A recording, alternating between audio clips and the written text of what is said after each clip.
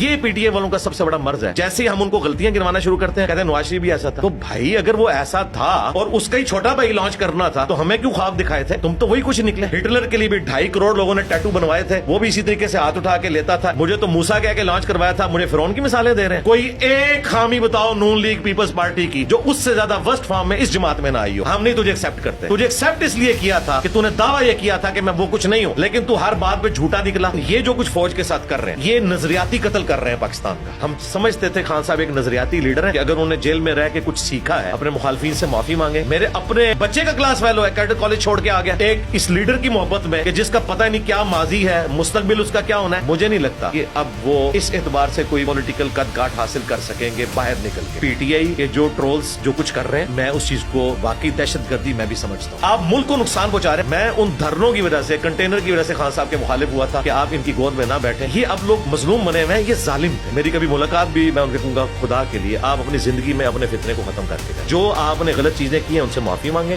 یہ میں اس لیے بات کر رہا ہوں کہ میں ریلیجس بنتا ہوں. میں مولویوں کو بھی آڑے ہاتھوں لیتا ہوں ان کی مرافقت کی وجہ سے, پولیٹیکل جماعتوں کو بھی. اب جب یہ ساری میں باتیں کروں گا یہ کہیں گے زرداری بھی یہ کرتا ہے, نواز شریف بھی یہ کرتا ہے. مجھے اگر ایجنسیاں فنڈنگ کرتی ہوتی تو میرے بھائی جب ایک پولیٹیکل جماعت جو آج کل زیر عتاب ہے اسٹیبلشمنٹ کے, یہ اسٹیبلشمنٹ کے ساتھ مل کے جو اپنے مخالفین کے ساتھ کر رہی تھی 2016, 17, 18 میں پی ٹی آئی کی بات. جی بالکل. اگر آپ کی طرف اجازت تو میں مجھے نام لینے میں مجھے آپ کو پلیٹ فارم آپ لیں. پی ٹی آئی نے جو اس وقت اسٹیبلشمنٹ کے ساتھ مل کے بدماشی کی, جو آج مرزا شہزاد اکبر نے ہمارے دوست وڑائی صاحب کو انٹرویو میں کہا ہے کہ شاید خاقان عباسی, مفتاح اسماعیل, احسن اقبال پہ ہم نے جھوٹے کیسز بنائے تھے. ٹھیک ہے, مان گئے نا. اور رانا ثناء اللہ کے ساتھ جو کیس ہوا تھا وہ تو اسی وقت ہی مان گئے تھے یہ سارا جعلی ہو رہا ہے. یہ اب لوگ مظلوم بنے ہوئے ہیں, یہ ظالم تھے. یہ ان کا حال وہی ہوا ہے جو کسی زمانے میں ہولوکاسٹ کے وقت میں یہودی مظلوم تھے نا, خدا گنجے کو ناخن نہ دے. آج انہیں ناخن ملے ہیں نا, اب انہوں نے اس جگہ پہ فلسطینی مسلمانوں کو پہنچا دیا ہے اور ہٹلر کی جگہ پہ اسرائیل خود آ کے بیٹھ گیا. یہی ہوتا ہے. ٹھیک ہے, تو ان کے ساتھ بھی یہ ہونا تھا. ہم اس وقت بھی کہہ رہے تھے کہ یہ غلط ہو رہا ہے. میں نے حقیقت ٹی وی کو اس وقت انٹرویو دیا تھا کہ یہ جو کچھ کر رہی ہے نا اس وقت اسٹیبلشمنٹ, کل کو آپ بھی وکٹم بن سکتے ہیں. پالیٹکس سے ان کا لچ فرائی کرنا ختم کروائیں. میں اس وقت بھی کرتا تھا, آج تو میں حق بجانب ہوں. میرے علاوہ کوئی ان میں سے یہ دعویٰ نہیں کر سکتا کہ ہم بڑے نظریاتی ہو گئے. نظریاتی تو ہم ہیں شروع سے. میں تو 2014 کے دھرنوں کے بھی خلاف تھا, حالانکہ 2013 میں میں نے پی ٹی آئی کو ووٹ ڈالی تھی. نظریاتی اس کو کہتے ہیں. میں ان دھرنوں کی وجہ سے, کنٹینر کی وجہ سے خان صاحب کے مخالف ہوا تھا کہ آپ ان کی گود میں نہ بیٹھیں. ہم سمجھتے تھے خان صاحب ایک نظریاتی لیڈر ہیں, لیکن وہ گود میں بیٹھے اور آج وہ اندر ہے.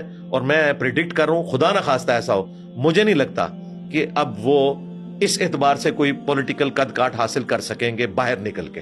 مجھے نہیں نظر آ رہا.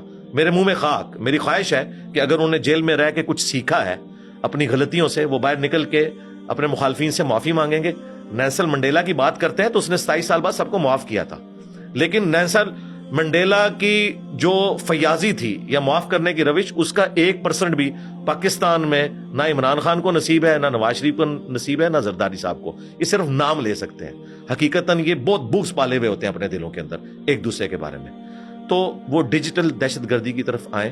وہ یقیناً مجھے کہنے میں کوئی آر نہیں ہے, وہ ڈیجیٹل دہشت گردی جو ہے وہ پی ٹی آئی کہ جو ٹرولز جو کچھ کر رہے ہیں, میں اس چیز کو واقعی دہشت گردی میں بھی سمجھتا ہوں.